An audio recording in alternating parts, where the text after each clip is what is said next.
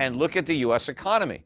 We're loaded up with debt. We have record auto loans, record mortgage debt, record student debt, record credit card debt. The US government has record amounts of debt. Corporations are loaded up with record amounts of debt. Why do we all have so much debt? Well, because interest rates were too low. And so we had a lot of borrowing that would not have taken place if the cost of money was higher. The flip side, the savings rate is near an all-time record low. Most Americans don't have enough savings just to cover, a few $100 emergency expense that comes up. How did America go from a nation of savers to a nation of profligate spenders? Well, low interest rates. Peter Schiff said that the U.S. economy is loaded up with debt higher than ever. Cheap interest rates in the 2020 era have encouraged many companies to take out massive loans that caught themselves up when the party is over and the Federal Reserve finally raises it. Most Americans will get wiped out because they have a ton of credit card debts, auto loans, mortgage loans, etc. They don't even have $400 to cover emergency expenses if something bad happens, let alone have a saving for a rainy day or for the future of their kids. Peter Schiff warned us that the low interest rates party will be very painful once it ends. Stocks like Tesla went up to the roof, and sure anyone remembers that in April 2021, Bitcoin went to $60,000.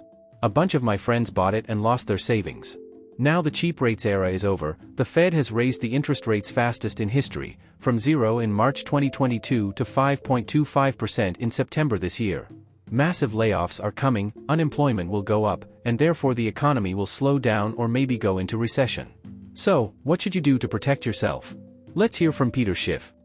So had we had a market-based rate, we would have a lot more savings, a lot more economic growth and capital investment. We wouldn't be loaded up with debt, and we wouldn't have had all of these asset bubbles. That's another consequence of keeping interest rates too low. Assets are mispriced.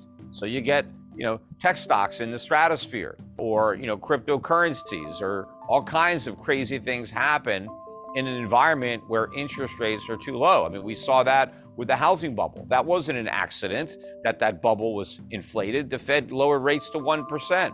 That was an unnaturally low rate of interest, and a lot of people took advantage of that cheap money and they bought houses.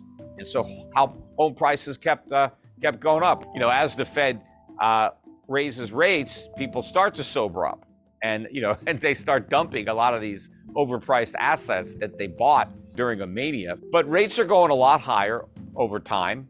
And in reality, even though we've had all these rate hikes, interest rates are still below the inflation rate. So we're still encouraging people to borrow by providing them with a negative rate. And so rates are too low. Rates need to be positive.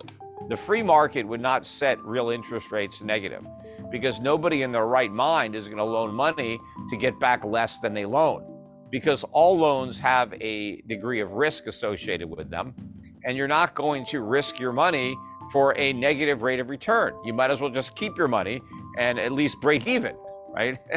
But of course, if there is a lot of inflation, then people will look for alternative ways to store their purchasing power, because they can't do it in the currency that's being inflated, so they'll look at alternatives.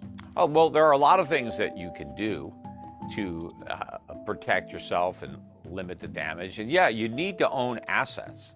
When you have a lot of inflation, you don't want to own debt instruments, because inflation is going to erode away the value. But you also don't want to own highly speculative companies that were bid up in price because of the 0% rate environment. So certain types of assets won't do well during inflation, and those were the ones that were already inflated. The prices were pumped up by the cheap money, and so they became very overpriced. And so as the air comes out of those bubbles, even in an inflationary environment, the price of those assets is going to fall. So you want to avoid what benefited when rates were at zero. And you want to look at different assets that will provide protection. Because one of the things that inflation does, other than act as a tax for the government, because that's how the government generates the income it needs to pay for its spending. We just had that $1.7 trillion spending bill. Nobody's taxes are getting raised to cover those costs. So everyone's going to pay the cost through higher prices. But also, when you have inflation, you transfer wealth from creditors to debtors, because the people who loaned money, when they get paid back, they're not getting paid back the same value that they loaned.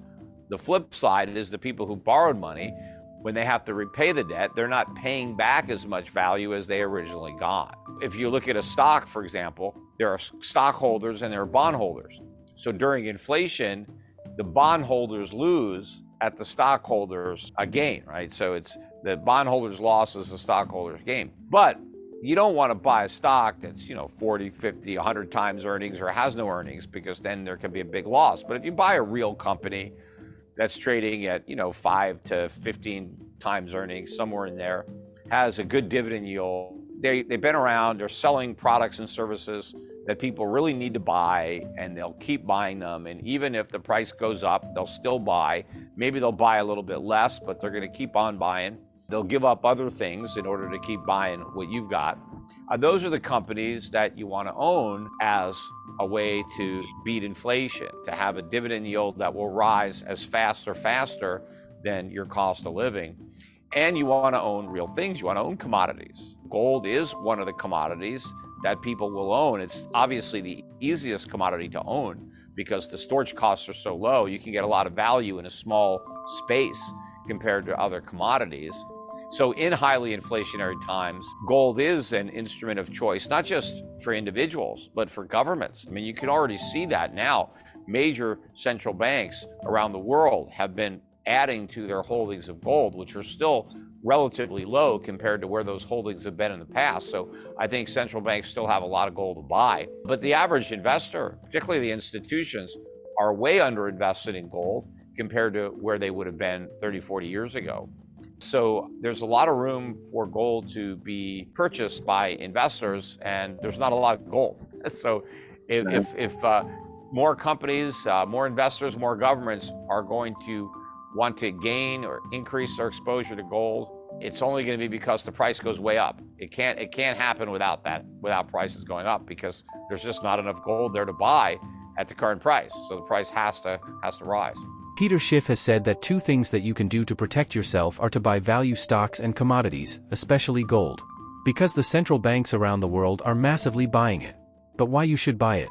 A lot of people who hate gold say things like, gold is just a useless shiny rock because it doesn't give you any dividends and you need a place to store it.